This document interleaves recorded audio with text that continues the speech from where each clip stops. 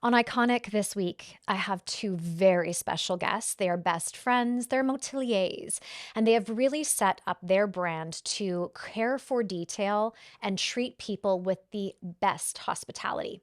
This week, we have April and Sarah from June, who are sharing really the backstory of how they developed this vision into life, but also the leadership challenges and some of the things that they don't normally talk about openly in public spaces that were maybe unexpected, but how it has developed them and grown them into really great leaders who understand that it requires paying attention to the people that you've employed, but also arming them with the skills so that brand value infuses itself into everything that someone experiences. This is a really incredible conversation. You can also watch their show on Netflix and stay tuned for more information from them coming shortly. Hi, welcome to the podcast. I am so glad you're here. Grateful to be in your spirits and in your presence as two people who I have admired for so long. Do you know how much people are inspired through the two of you? Do you feel that way?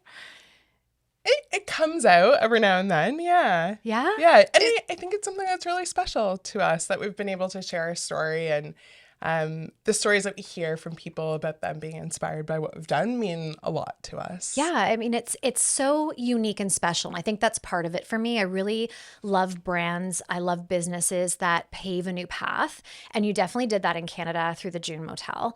And to take something and see something in a motel that's kind of been run down isn't, most people look at that and go, it has no hope. And the two of you have the eyes and the sense to be able to see what is in it in terms of potential. I get excited about that because I feel like I see people that way. I don't know if I see a motel that way. Do you see people that way too, though? We definitely see motels that way. We definitely see spaces that way. It's crazy to walk into a space that is absolutely completely run down, and I think we both kind of have this innate ability to look at it and be like, wow, this is so amazing. We can make something of this. Yeah. We've truly seen some of the grossest places you could imagine. I would imagine. And seen the potential. Because motels generally, like if you think about it, it's like they're run down. Yeah. You don't want to stop on the side of the highway and sleep there. You're like, I don't think they've changed the sheets. At least this is how my brain works. So to take something like that and again, turn it into something beautiful to me is like something I just want to really dig into today. And I also really want to talk about the day-to-day because this is one of those conversations where we can talk about leadership and teams. And, hopefully everybody listening and watching has watched the Netflix series. I certainly did. I loved it. Thank you for bringing it out at the time where we were all sitting in our living rooms with, you had my undivided attention.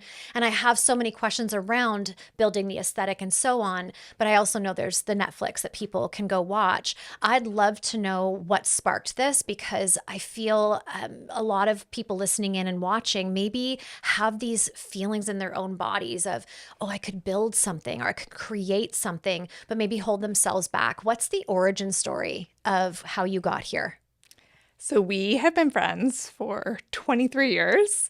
So it was back in 2016 and we were both living in Toronto, both working 9-to-5 jobs. And I think kind of had hit this point in our careers and our life in Toronto where we were like, is this it? Like, is there something more that we should be doing? I think we both craved this big career and life change, and we just didn't know what that looked like.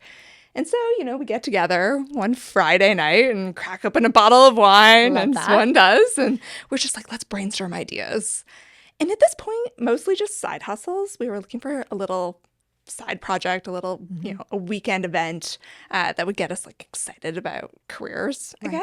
Right. And one of the ideas that we were excited about was hosting this adult wine camp in Prince Edward County. At the time, Sarah had a cottage out there and, we'd been going out there with our girlfriends. We saw that there was potential to create really unique experiences for people and make wine like fun and approachable. And so we're like, where should we host this? Sarah always has her pulse on the real estate app. So she's like, there's this motel that's for sale outside of Picton. Like, what if we took it over for the weekend and made it kind of cute? Really? And we start like brainstorming what it would take to make this motel cute. And we just kind of instantly looked at each other. We're like, we should buy that motel. Really? And it was truly 1 week later, we drove out with a real estate agent and we looked at the motel in the dead of winter. And 3 months after that conversation, we were like quitting our jobs, leaving our condos in Toronto, moving into this rundown, dingy roadside motel in Prince Edward County. Oh, and you had that innate sense to be like, why don't we just take over this motel and host a retreat there? I think we had been going out to Prince Edward County for a couple years. There really weren't that many places to stay. This is 2016. Right. Airbnb wasn't really popular yet. It was mostly motels and like old school B&Bs. Right. And so really at that time it was like, what's missing? Where would we want to stay? Where would our friends want to stay? And so we saw that there was potential to create something that really reflected like our own needs out there. Amazing. And did you self-fund? I don't know that part of the story. At least I don't remember it. So the way that we did it was we didn't know this existed, vendor take-back mortgages. Oh. So the seller, where, you know, we're like two people new to hospitality, trying to tell banks like, oh, we're gonna like renovate a motel and make it cool. And like, yeah, we haven't done this before. So harder to borrow the amount of Yes. money that we would have needed, but we were able to get a really great vendor take back mortgage. And then there's also community futures all across Canada, which helps kind of entrepreneurs fund projects that will create jobs. So we were able to get our budget was $250,000, and that was the money that we needed to renovate the property, to create this brand, to pay the mortgage, which meant $250,000 even 9-10 years ago. Didn't go that far, so it was a lot of blood, sweat, and tears of ourselves and our family and our friends that went into it. And did you find, because I found this as a female founder, going to a bank, walking in and proposing, hey, I need a line of credit or a loan, that they look at you like, huh? I've experienced that more times than I care to actually admit to. Did you find that? I would say it's a bit of a mix. I wouldn't, anyone listening, I wouldn't let that hold you back. Right. I actually find they really want to support women entrepreneurs right now. Yeah. And so, that's probably changed over the years. But that said, like a traditional bank doing something with hospitality, doing something your first time, it's not easy to borrow the money for sure. But looking at banks like BDC and Community Futures that are entrepreneur focused, I think is a good way to start. Amazing. So you get this loan, you start doing the renovation. And again, I fell in love with your aesthetic. And the way you actually care for details really matters. It matters to me, but I know it matters to your brand. How did you hold yourselves accountable to that? So I'm curious around like making decisions, and how do we take this idea or concept and pull it through the entirety of the brand? Because you have multiple places now, but they still, although they have their own identities, they still look June Motel. How have you done that? So what's crazy is we had no experience in renovations or design or hospitality. And truly looking back, I sometimes think that was our best asset, because when we developed the June and we came up with this brand and this idea of what we wanted the place to be, we could sort of just step in as, the guests. Like, what would we want? What would our girlfriends want?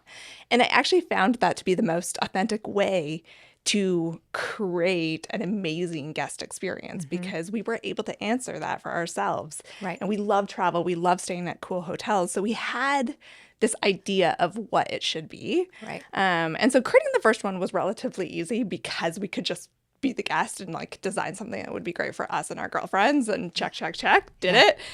Harder to be like, okay, this is the June in Prince Edward County, and now we've bought another one. Okay, now how does the brand evolve? Right. That was a much, much harder exercise Was it? for us. And we really, I think we struggled through the design phase of Sauble Beach in some ways, because, we had Prince Edward County kind of stuck in our minds, but we didn't want to just be pigeonholed as like that's exactly what June Right. always has to be. We don't want a cookie cutter experience. Okay, so that was a choice. It was a choice. Yeah. So, then we had to ask ourselves what are the brand values and how does that show up in the aesthetic? And so, often we personify June as a person, and that's how we actually Oh, really? developed the brand. So, June, she's like this retro feminine girl, relatively, at the time our age. And she lives for summer and she loves weekends away with her girlfriends and she's bold and she's always chilling a bottle of rosé for days like today because she just believes in living the good life. Yeah. And so we envisioned what would her Sauble Beach house look like. Okay, so this is her Prince Edward County home. What does her Sauble Beach house look like?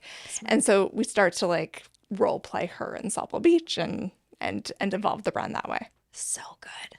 And I really appreciate how you did that because I feel like the best brands are the ones that stem and like kind of the roots are, this is what we desire. Like, I want something like this. And so when we build something around what we're missing or the gap that isn't being filled because we're obviously craving that, those are the best ones versus looking at it of an opportunity or I'm going to jump on this trend.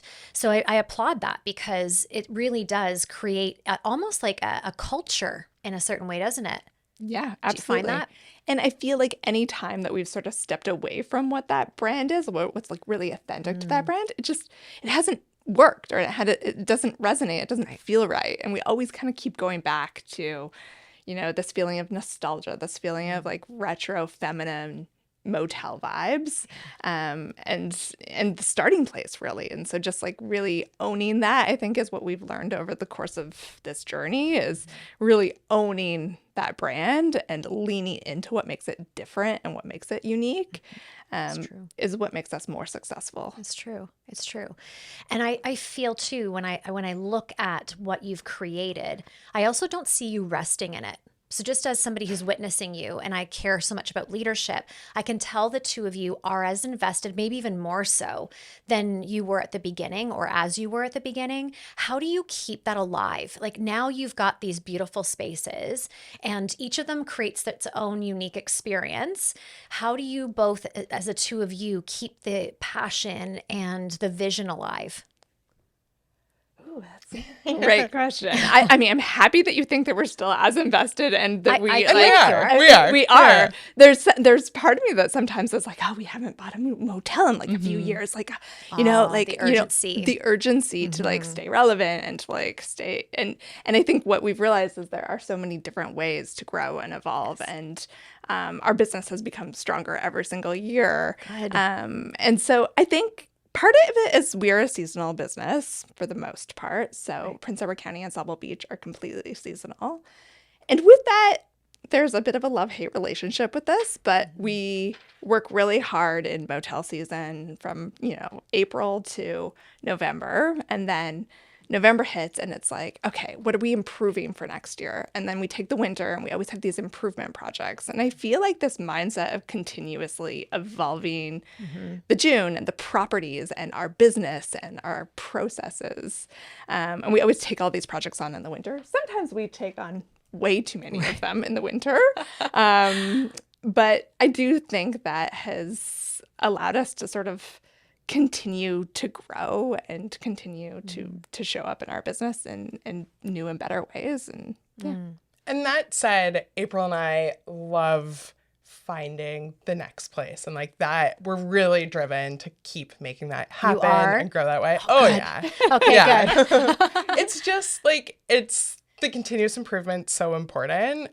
But the creativity and the like, just the energy that we both get from finding these rundown motels and seeing that potential, like that's what we're always on the hunt for. And it's not every day you're going to come across one. I think that's an important piece too, right? It's not like with your business and brand, there's just all these motels. It's eeny, meeny, miny, mo. You're having to wait sometimes on other people's timelines for something to come up and make it available to you. I think it's learning patience is really important. And we're like, it's aligning the right property, the right price, the right people, all of that. And what else was I going to say?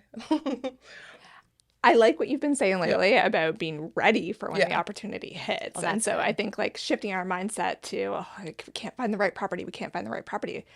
to how can we be ready when we do find the right property. So like, what do we actually need to be doing? And when we talked about it, there's a ton of things we should be doing to be able to say yes when we find that perfect next spot. And I think the other thing that we kind of keep checking ourselves on too is learning how to say no, because a lot of opportunities have come our way over the years, and like with both properties and other projects and all sorts of things. And so what do we know is worth the energy, is worth, taking the focus away from finding the next place and growing.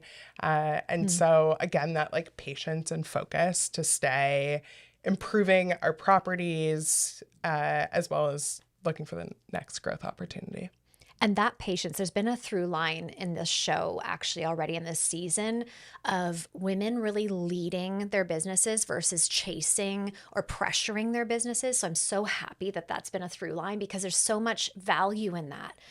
People looking at the two of you and seeing your success, they want to rush it to catch up, when it's like, you're not supposed to catch up to April and Sarah. You're on your own path, and it's about taking one step and putting it in front of the other. So that's really actually pristine leadership in my eyes, because we live in a world where it's supposed to be next, and fast success.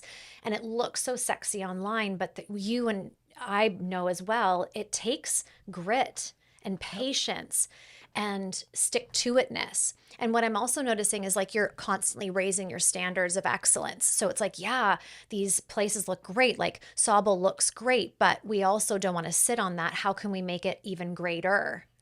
Absolutely. Yeah, I remember there was a time, it was right after the show came out, and an investor came, and it was unlimited funds. And so April and I were like, okay, let's do 10 motels in 10 years. And that was our goal.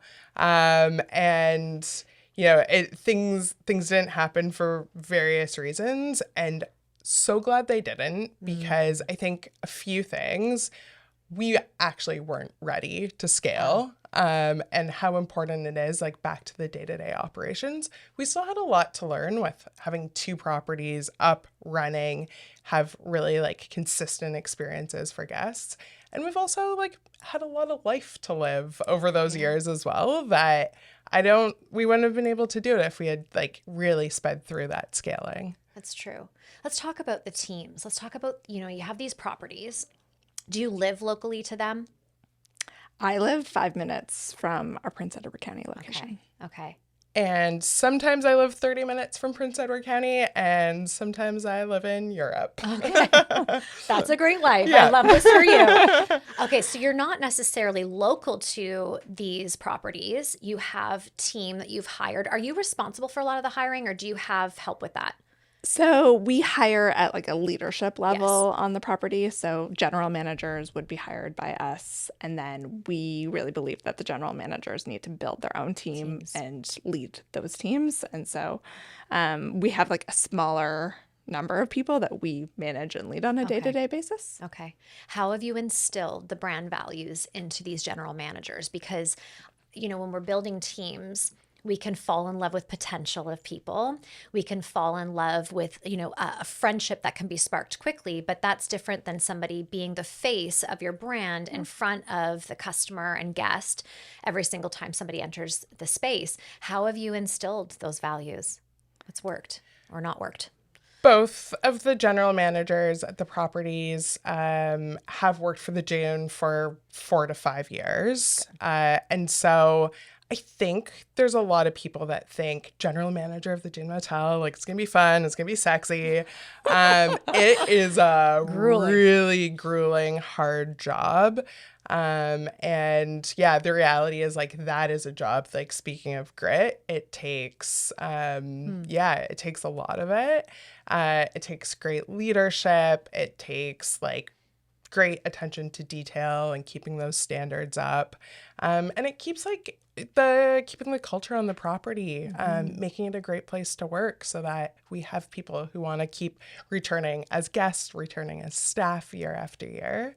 And we have found that promoting from within versus external hires for those leadership roles has worked out really well for us. I like that. I really like that. You know, I read the book, have you, by Robin Sharma, The Leader Without a Title. Have you ever read that book? No. Oh, it's fabulous. It would like be great Okay. for, because it's all about no matter what job you do, that you do it with like the best ability and care that you have. And he even talks about a gentleman who works in a restroom in an airport and how he was so happy and greeted every single person that came in. And he was scrubbing a bathroom, but he looked like the most joy filled person in the world. And it really struck Robin because he's like, that's what leadership is. It's like taking pride in what you do. And I imagine there's been certain people that you have had on your team that don't take that consideration or pride. How has that been? Have you had to step in, or your general managers, like, are you working as a team in those situations? So, like any feedback that we have in terms of what's going well or not going well on the Right. property would go through the general manager, and then they essentially they really are responsible for leading their teams to solve those problems. Okay, good. So I think giving them the right amount of autonomy to lead how they want to lead and be respected by their team, I think Yeah. is really important. But Yeah, one of the things that I think we've learned is like April and I have created each of these places like from scratch.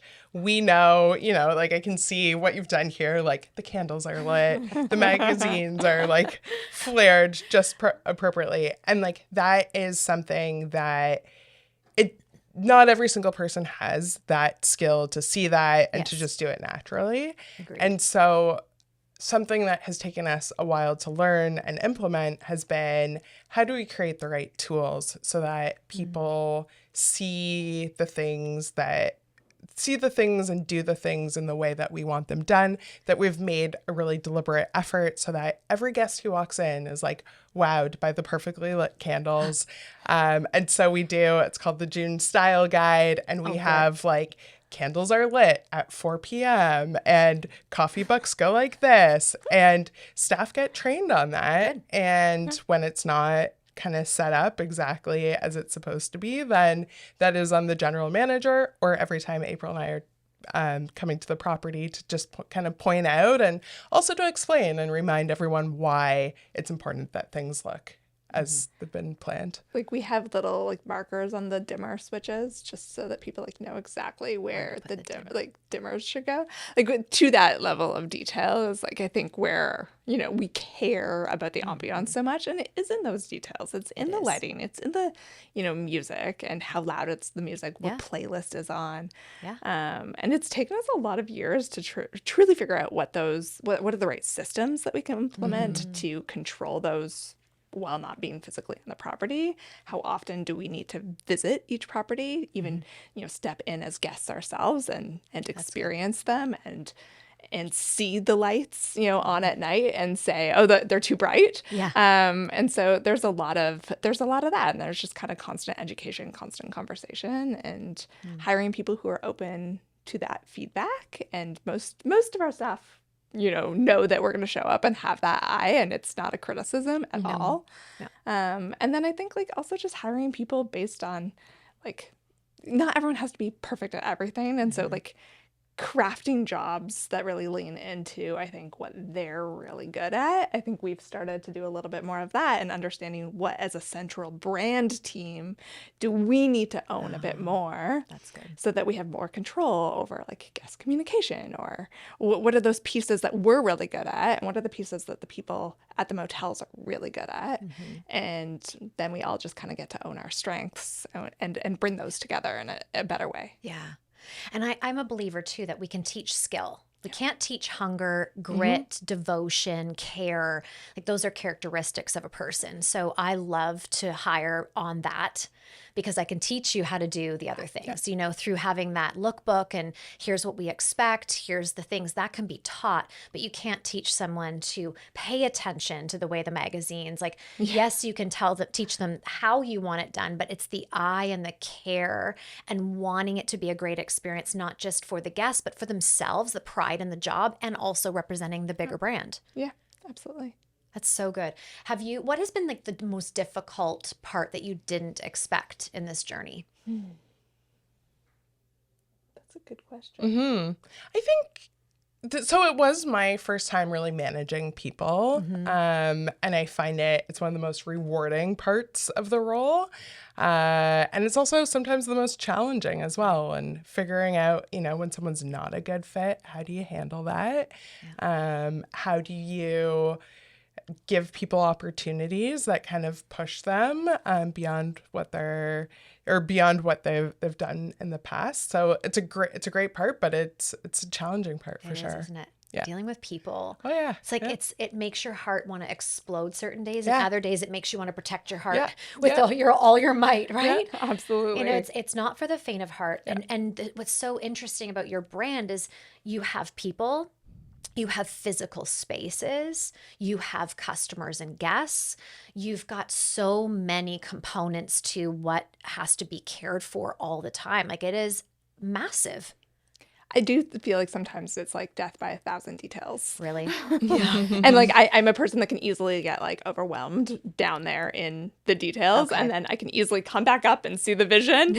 And as long as I stay up here, I think it's like very good for me. And I think that's something that you've really grown at over the years as well. Is like April's amazingly focused on attention to detail, but I know like you're now like, okay, at the end of the day, like we were 95% there, and 95% is like a pretty great place to be. That's good. Yeah. How do you play off of one another? Because I imagine you each have your own skill set, your own brilliance, and the two of you to be best friends and in business together for 23 years, friends, and then business for the last decade. Yeah. Decade. Yeah. Congratulations. Wow. Happy anniversary. Thank you. How have you kept your relationship clean and clear? Because that has a challenge in itself too, right? I mean, you're your own individuals, but then you both have this big vision together. Yeah, I'd say at the very root of it, I think we're friends. We have very similar values. We have a similar shared vision. And I think we come together often enough to realign on the vision, realign on the goals. I think that's really important so that we always like are on the same page about where we want to be. Right. I think it's, truthfully, it's like it's having fun together as well, right? It's going to the properties and experiencing them together and like remembering why we do this. And so I believe we always feel more excited about the business when we spend more time together. Yeah. And when, we're physically at the properties as well, and we're like seeing that vision shape, like come to life in front of us. And so I think that's really important. We don't agree on every single thing. Yeah. And I actually, over the years, have learned, like, I think that's actually great that we will push one another, we'll challenge one another. And I think at the end of the day, that has helped the June be as good as it is, because it's really like the best of both of us, and the best idea or the best kind of approach usually. We debate it out and then it wins. How do you know who like, is it, I've heard a lot, like it's just the person that's the most passionate.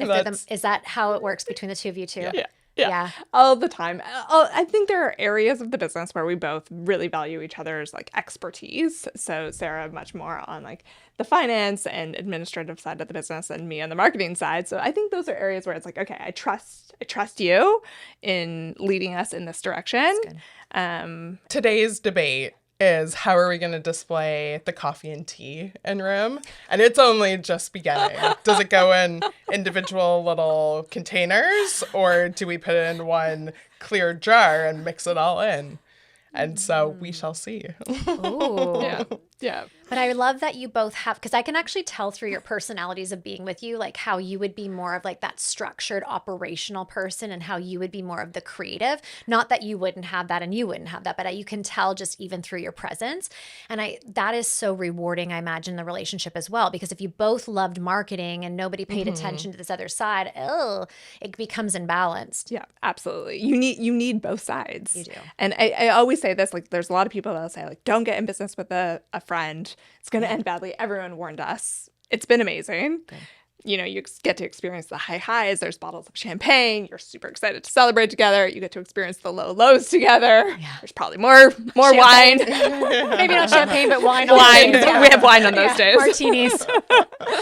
But like at the end of the day, I think it's like really pick somebody who complements your skill set. You don't need somebody who thinks the exact same way that you think. That's actually not a good thing. Who else is on your board of directors? Like, who are those people that you go to beyond yourselves?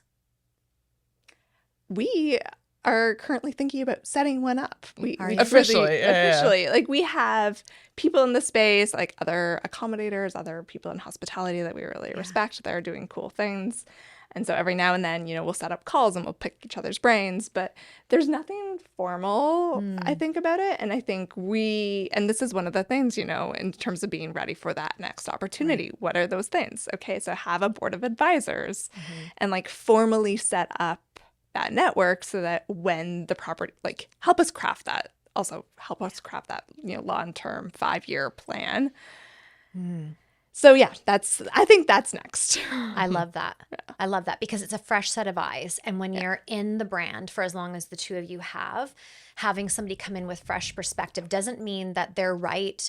But it's just that new way of looking at something that opens up an entire new idea. Yeah. It's not that one idea is right, one idea is wrong, but something new comes. I love that idea for you. Yeah.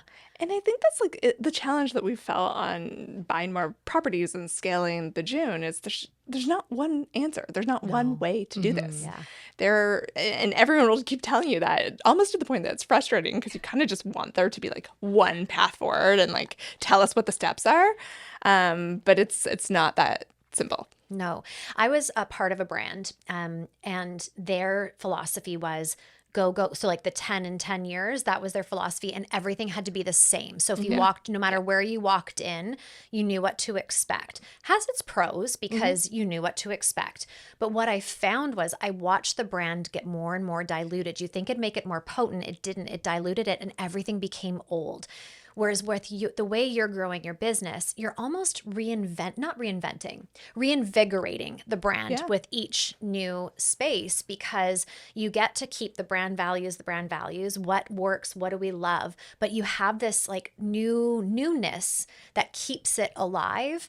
So what would you say to something like that? No, I very much resonate with that. Yeah. And we've spent a lot of time, staying at other places and thinking, what gives this place character, what doesn't give this other place character. Yeah. And I think it is a little bit of that cookie cutter, when you create something, you consistently have this like recipe for it. I do think it starts to feel less exciting, less new, less experiential.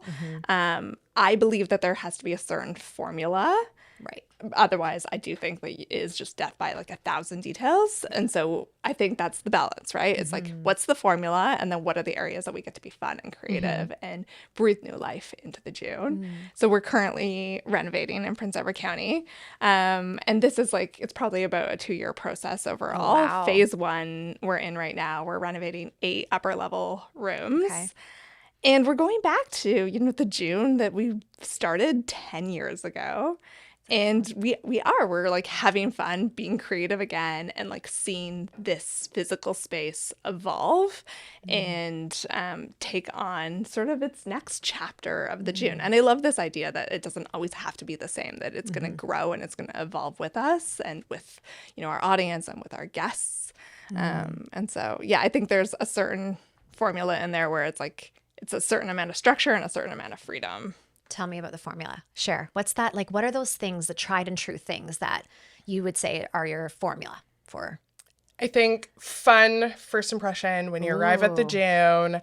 It is, and it's now every time you arrive, would you like a splash of rosé while you check in? And so yes, I would. Have fun and just like setting things off on a great tone. So that's really important to us.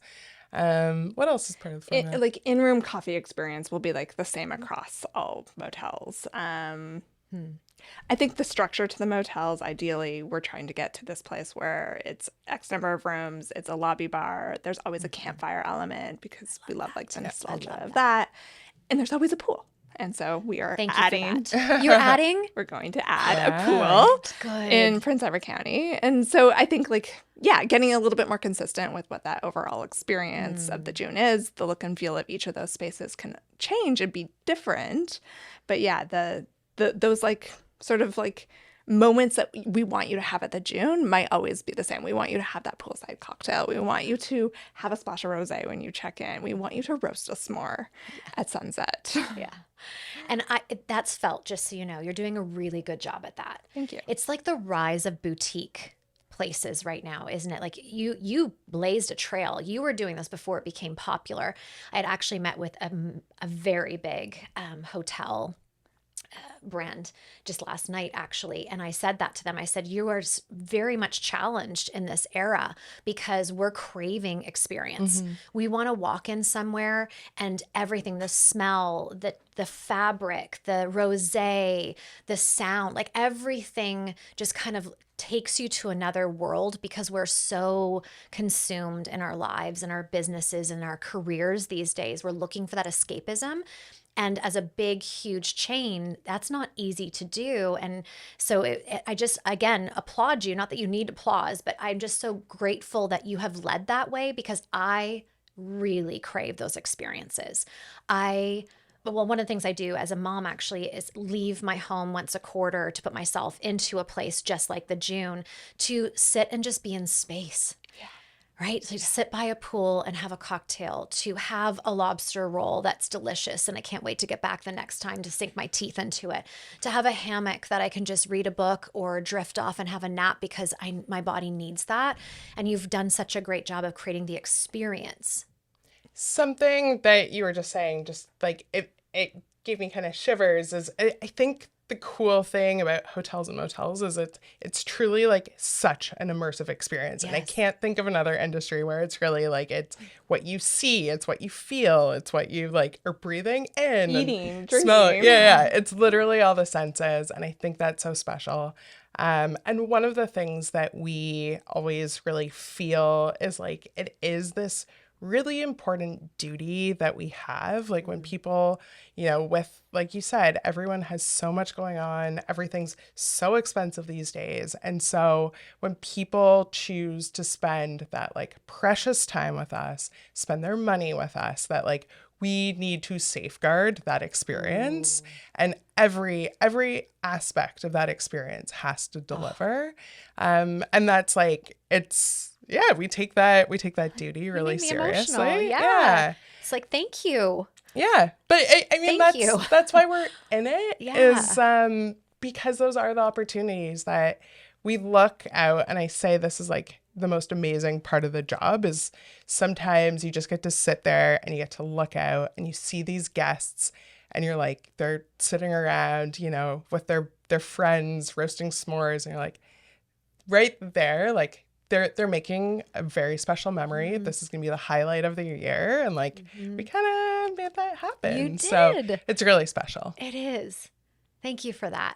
Another book, I'm throwing books at you, but Unreasonable Hospitality, you've read that. Have not. Oh my gosh, you're going to love it. I but sent you're it to doing you it. recently. We were like, oh, this should be our next book club. Really, like because it's not because it's going to teach you what you're not already doing, but it's going to affirm what you're doing. Because what I appreciated about that book, and I don't have like hospitality in terms of like come and stay at my motel, but I still do have hospitality even with today, with you arriving and the way we run our production. And I just really loved how he thought outside of the box. Like one of the examples is he could hear these guys, they were going to the airport and they hadn't had street meat. They haven't had a hot dog and they really wanted to have a New York hot dog. And they actually went out and got hot dogs, but then brought it back and like dressed them up all fancy and presented hot dogs. And I thought, as a restaurant, you went outside of your kitchen to get something, but then you branded it accordingly and gave somebody an experience. And guess what? They're going to tell the world about that. It's incredible. And it's also, I think at the root of it, it's like, how did that make you feel? Because I think we all, there's hospitality in all of us. Yes. And I think it's just this care of how do you want people to feel and really taking pride in that and ownership in that. And I think, hospitality, like regardless of what industry you're in, it is about how you're making people feel. Your team was amazing today. Like really, we felt the hospitality right at the, and that sets us up for success today. So Thank you for that. Thank you. I appreciate that. Yeah, hospitality matters because what you had said, as soon as you open the door of the June, Again, it's like being welcomed with a glass of rosé. It starts there, and calling people by name. Like, do you have your staff do things like that? Like, remember people's names, and how do you keep on top of it? I mean, I can only imagine. I'm thinking about your staff, and they've got a full weekend. It's sold out. All these people are coming in. Every person deserves the same amount of attention and care. It's holding the space for that. But again, is it coming back to those brand values? I think it is. Like, I think one thing that we like to say is a bit of a brand value is like, we are like your trendy best friend. Like we want to talk to people like we're friends. Yeah. So it's like, oh, it's making conversations, understanding what are they up to this weekend in wine country, and can I help them make a dinner reservation and those things. And then, when they do go to dinner the next morning, it's like, oh, how was it? How was it last night? Did you get the steak? And so I think it's that dialogue. And I do see our staff having those conversations and like forming relationships with guests. And I think it's just, finding those connections with them along their journey and along their stay. Yeah. Do you find a lot of your business now is reoccurring? Do you find people are coming back over and over again? We get a lot of people that are coming back or going to, different properties. Still a lot of new. That's still great. A lot of new. That's great. Yeah. That's great. What's next? More motels. More motels. We're just like patiently waiting. And then Prince Edward County as well. We are coming up to the 10-year anniversary of the June, so that will be 2027. And so we have these redesigned rooms. We are going to be reimagining some of the spaces, really staying true to like what the June's always been there. And as April mentioned, adding a pool. Adding a meeting space, improving some of the idea. food and beverage offerings. So just like really looking at that property as like a really, a 10-year refresh. Yeah. And then, kind of representative of the next chapter for us. That's excellent. I don't think you have a restaurant there yet, right? So we just have a lobby bar, serves small snacks, and wine. Because Heydays is to Sobel. So you're going to reinvent that over. So I don't think we're going to do a full restaurant in Prince Edward County. And that's partly just because there's so many great places to eat and drink in the county. Yeah. And I feel like it's just a different dynamic.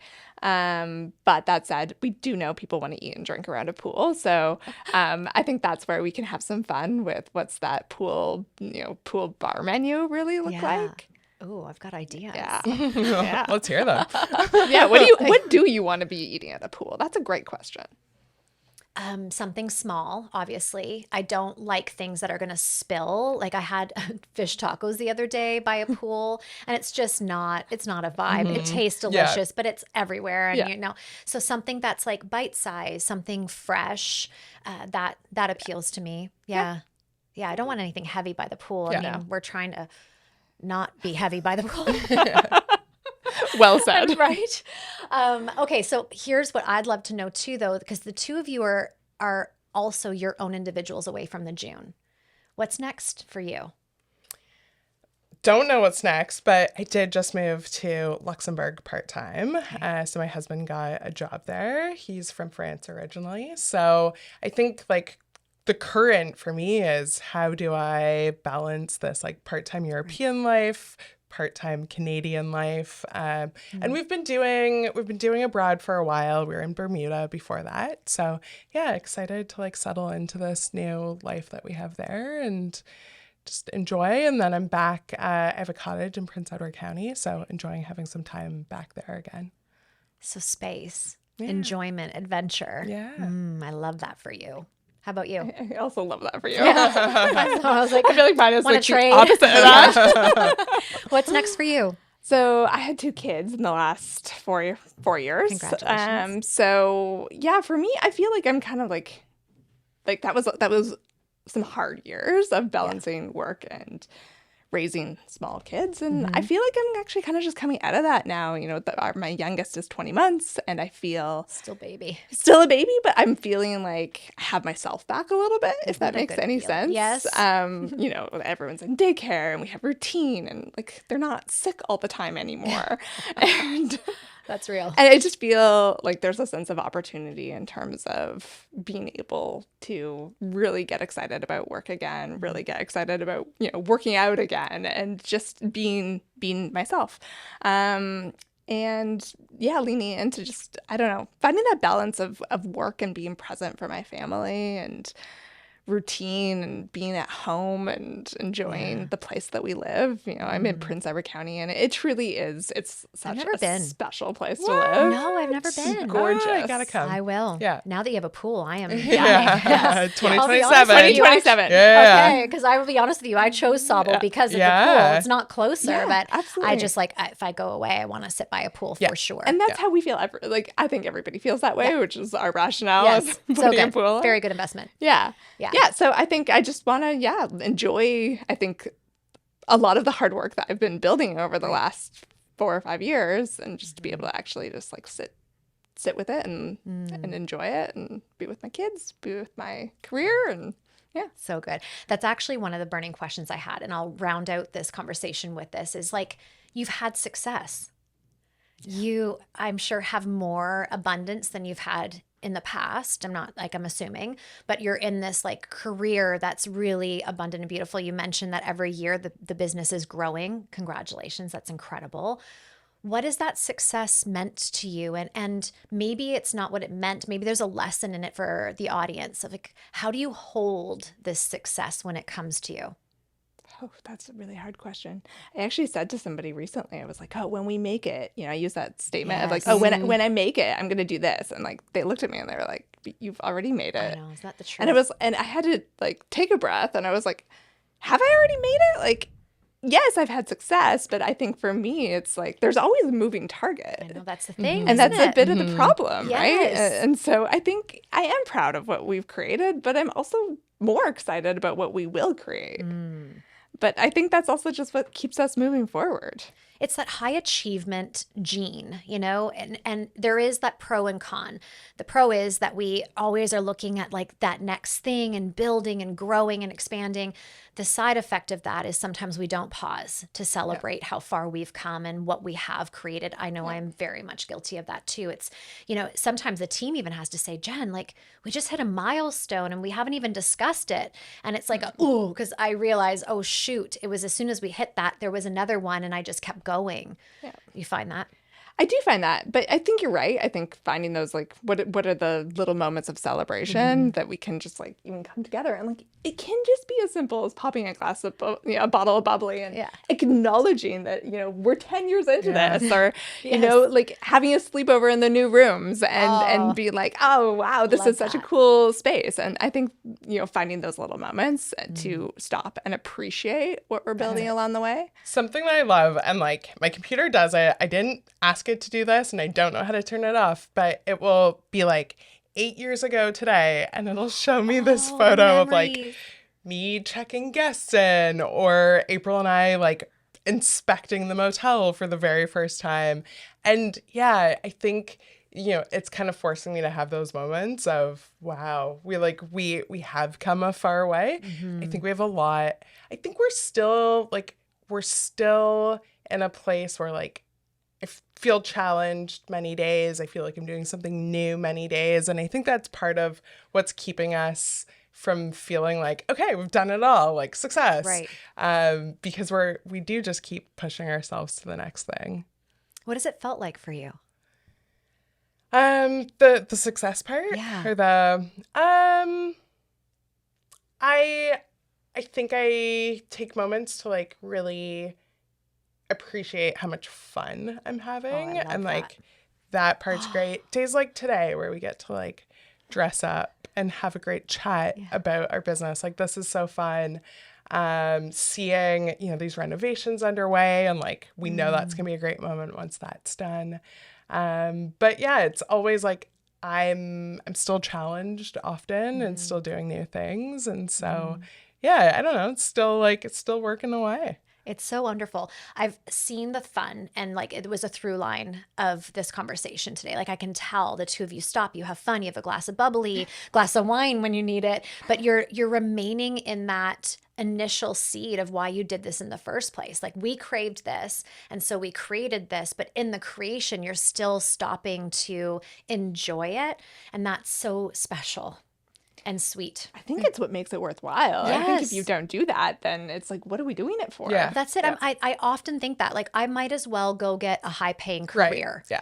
Because if it's not rewarding and I'm not stopping to even recognize the freedoms that come as soon as you make the decision, like leaving your careers, getting a loan, you immediately created freedoms. Time freedom is being able to choose, and you had that. But we neglect to recognize those things that come right away because so many of us have these big visions that we're moving towards. You two are very special. Really, you are. I am so grateful to be in your company and to learn from you and to meet you and to experience the June. Thank you for all that you do.